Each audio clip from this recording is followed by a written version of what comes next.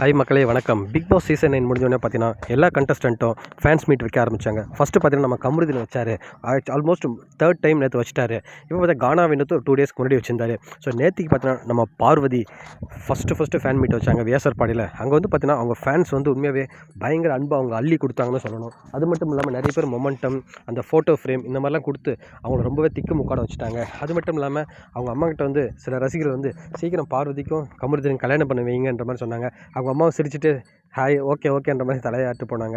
அந்த நேரத்தில் பக்கத்தில் பார்வதியும் பயங்கர அளவு கடந்து ஒரு அன்பை வந்து வெளிப்படுத்தியிருக்காங்க மக்கள்னு சொல்லிட்டு உண்மையாக ரொம்ப எமோஷனல் ஆகிட்டாங்கன்னு தான் சொல்லணும்.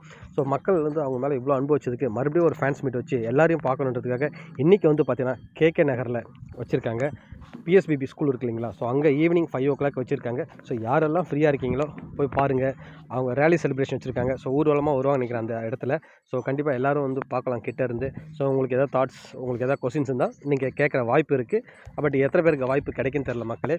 உண்மையாகவே வந்து இந்த பிக் பாஸ் சீசன் 9 வந்து பெரிய வந்து ஒரு டிஆர்பி இருந்தாலும் சரி, பெரிய ஒரு பப்ளிசிட்டியாக இருந்தாலும் சரி, நம்ம விஜய் பார்வதி மேலே தாங்க இருந்தது எல்லோரும் கண்ணுமே.